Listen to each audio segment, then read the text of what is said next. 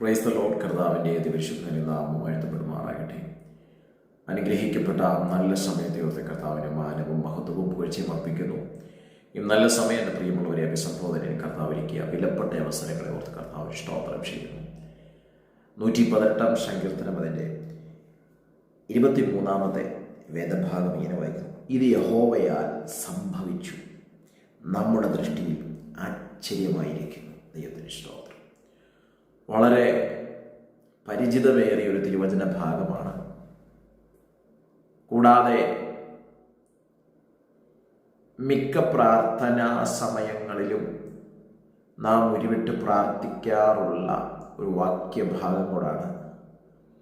യഹോവയാൽ സംഭവിച്ചു, നമ്മുടെ ദൃഷ്ടിയിൽ ആശ്ചര്യപ്പെടുന്ന നിലയിൽ ദൈവപ്രവൃത്തി വെളിപ്പെടും എന്ന് വിശ്വാസത്തോടെ പ്രാർത്ഥിക്കുന്നൊരു വേദഭാഗം കൂടാണ് നാം വായിച്ചു കേട്ടത്. പ്രാരംഭ സമയത്ത് തന്നെ എൻ്റെ പ്രിയമുള്ളവരെ നോക്കി ഞാൻ ആത്മാർത്ഥതയോടെ കൈമാറട്ടെ. യഹോവയാൽ ചിലത് സംഭവിക്കപ്പെടാൻ പോകുന്നു. നാളിതുവരെ നാം കാത്തിരുന്ന, നാളിതുവരെ എൻ്റെ വിഷയത്തിനകത്തൊരു ചലനമുണ്ടാകുമോ എന്ന് കാത്തിരുന്ന ചില വിഷയങ്ങളുടെ മേൽ യഹോവയാൽ ചിലത് സംഭവിക്കപ്പെടാൻ പോകുന്നു. ചില വിടുതലുകൾ നിശ്ചയമായി വെളിപ്പെട്ടു വരാൻ തുടങ്ങുന്നു. വിശ്വാസത്തോടെ ചേർന്ന് കർത്താവിന് സ്തോത്രം ചെയ്യുക, മഹത്വം കൊടുക്കുക. വിശുദ്ധ വേദപുസ്തകത്തിന്റെ ആദിയോടൊന്ന് പരിശോധിക്കുമ്പോൾ വേദപുസ്തകം നമ്മെ മിക്ക ചരിത്ര ഭാഗങ്ങളിലൂടെയും അനുഭവങ്ങളിലൂടെയും കൊണ്ടുപോകുന്ന അനേക വാക്യഭാഗങ്ങൾ, അനേക ചരിത്രങ്ങൾ നമുക്ക് കാണാൻ കഴിയും. ആദാം മുതൽ പരിശോധിക്കുമ്പോൾ നമുക്കത് കാണാൻ കഴിയും. എങ്കിലും ഒരു ഭാഗം മാത്രം ഞാൻ ദൈവസന്നിധിയിൽ ഓർമ്മിപ്പിക്കാൻ ആഗ്രഹിക്കുന്നു. ഉൽപ്പത്തി പുസ്തകം 37 അധ്യായം മുതൽ ഇങ്ങോട്ട് പരിശോധിക്കുമ്പോൾ ഒരു വ്യക്തിയെ പരിചയപ്പെടുത്തുന്നത് ലൈഫിലെ ഏറ്റവും അധികം വേദനയിലൂടെ കടന്നുപോയ,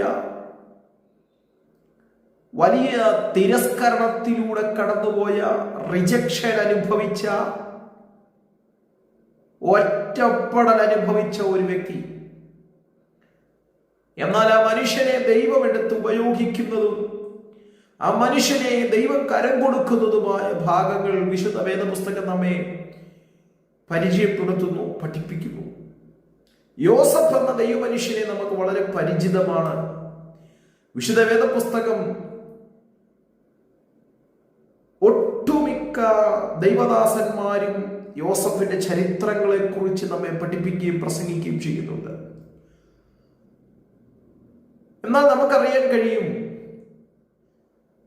മനുഷ്യന്റെ ദൃഷ്ടിയിൽ ആശ്ചര്യപ്പെടുത്തുന്ന നിലയിലാണ് യോസഫിനെ ദൈവം മാറ്റുവാനിടയായി തീർന്നു, ഉപയോഗിക്കുവാനിടയായി തീർന്നത്. വീണ്ടും വീണ്ടും നമ്മെ ആ സന്ദേശങ്ങൾ നിശ്ചയമായി കേൾപ്പിക്കുന്നുണ്ടെങ്കിൽ ആ സന്ദേശവുമായി ബന്ധപ്പെട്ട് നമ്മുടെ ജീവിതത്തിനകത്ത് വലിയ മാറ്റം കൊണ്ടുവരുവാൻ, വലിയ ദൈവപ്രവൃത്തി വെളിപ്പെടുത്തുവാൻ ദൈവം ആഗ്രഹിക്കുന്നു. കർത്താവിന്റെ സ്തോത്രം. ഒരു സ്വപ്നം കണ്ടതിന്റെ പേരിൽ ഒറ്റപ്പെട്ടു പോയൊരു മനുഷ്യൻ, അത് സഹോദരന്മാരോടും അപ്പനോടും അമ്മയോടും ഒക്കെ ചെന്ന് സംസാരിച്ചപ്പോൾ ഒറ്റപ്പെട്ടു പോയൊരു മനുഷ്യൻ സന്തോഷത്തോടെ ആലിംഗനം ചെയ്യും, കെട്ടിപ്പിടിക്കുമോ എന്നൊക്കെ ചിന്തിച്ച് സഹോദരന്മാരോട് സന്തോഷത്തോടെ കൈമാറിയത് തനിക്കത് വിനയായി മാറി. Praise the Lord. യോസഫിന്റെ ജീവിതത്തെ കുറിച്ച് യോസഫിന് വലിയ ധാരണയില്ലെങ്കിലും, അപ്പന് വലിയ ധാരണയില്ലെങ്കിലും, സഹോദരന്മാർക്ക് വലിയ ധാരണയില്ലെങ്കിലും, സ്വപ്നം കൊടുത്ത ദൈവത്തിന് നല്ല ധാരണയോടെ, നല്ല നിശ്ചയത്തോടെയാണ് ആ സ്വപ്നം അല്ലെങ്കിൽ ആ ദർശനം കൊടുത്തിരിക്കുന്നത്.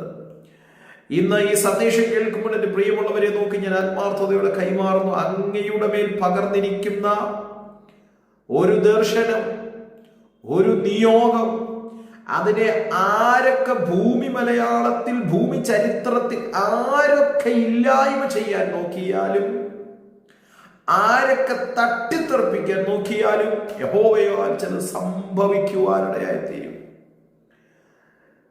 അവരുടെ ചരിത്രത്തിൽ പൊട്ടക്കിണറുണ്ടായിരുന്നു, അടിമച്ചന്തയുണ്ടായിരുന്നു, ഒറ്റപ്പെടലുണ്ടായിരുന്നു, കഷ്ടതയുണ്ടായിരുന്നു. പൊത്തിപ്പേറിന്റെ ഭവനത്തിൽ കുറ്റാരോപണ വിധേയനായി നിൽക്കേണ്ടി വന്നു, കാരാഗ്രഹത്തിൽ അടയ്ക്കപ്പെട്ടു. സഹായത്തിന് ഒരു മനുഷ്യനുമില്ല, സഹായിക്കാൻ ആരും തന്നെയില്ല. ഒരു കുറ്റാരോപണ വിധേയപ്പെട്ട് കാരാഗ്രഹത്തിൽ തള്ളപ്പെട്ടു. അവിടെയും അവനെ മറന്നു കളയാത്തൊരു ദൈവസ്നേഹം തേടി ചെല്ലുന്നത് നമുക്കറിയാം. അവനെ ഉയർത്താൻ ദൈവം ഒരു തീരുമാനമെടുത്തത് ഇന്നല്ല, പൊത്തിപ്പേറിന്റെ ഭവനത്തിൽ വന്നപ്പോഴല്ല, കാരാഗ്രഹത്തിൽ അടയ്ക്കപ്പെട്ടപ്പോഴല്ല, തന്റെ ഭവനത്തിൽ താൻ വിശ്വസ്തനായി നിന്നപ്പോൾ തന്നെ യോസഫിനെ ഉയർത്താൻ ദൈവമെടുത്ത തീരുമാനമാണ് ഇവിടെ വെളിപ്പെട്ടു വരുവാനിടയായി തീർന്നത്. Praise God. യോസഫിനെ മിസ്രൈമിലെ ഭരണാധികാരിയാക്കി ദൈവം മാറ്റി. ഫറവോൻ കഴിഞ്ഞാൽ സകലത്തിനും അധികാരിയാക്കി യോസഫിനെ മാറ്റിയതിൽ ദൈവത്തിന് നല്ല നിശ്ചയമുണ്ടായിരുന്നു. പ്രിയമുള്ളവരെ, താങ്കൾ അനുഭവിക്കുന്ന കഷ്ടത, താങ്കൾ അനുഭവിക്കുന്ന വേദന, ഒരു തരത്തിൽ നമുക്ക് താങ്ങാൻ പറ്റാത്തതിലും അധികം വേദനകൾ നാം അനുഭവിക്കുന്നുണ്ടെങ്കിൽ അതിന് പിറകിൽ ദൈവം മറ്റ് നാം അറിയാത്ത, നമ്മെ ജനിപ്പിച്ചവരറിയാത്ത, നമ്മുടെ ചുറ്റുമുള്ളവരും അറിയാത്ത ചിലത് സെറ്റ് ചെയ്തിട്ടുണ്ട്. Praise God. ഇന്നീ സന്ദേശം കേൾക്കുമ്പോഴും വലിയ വേദനയ്ക്കകത്തൂടെ, വലിയ പ്രതിസന്ധികൾക്കകത്തൂടെ കടന്നു പോകുന്ന ആരെങ്കിലും എന്നെ കേൾക്കുന്നെങ്കിൽ താങ്കളോട് ദൈവത്തിന്റെ ആത്മ പറയുന്നു, താങ്കൾ അനുഭവിക്കുന്നത് വിശ്വസ്തയോടെ നിന്നിട്ട്, സത്യസന്ധതയോടെ നിന്നിട്ടും വലിയ വേദനയിലൂടെ താങ്കൾ കടന്നു പോകുന്നെങ്കിൽ ഓർത്തോ, ദൈവത്തിന് താങ്കളെ ഉയർത്തുവാൻ, താങ്കളെ ജീവിതത്തിൽ ചരിത്രമാക്കി മാറ്റുവാൻ ദൈവത്തിന് കഴിയും.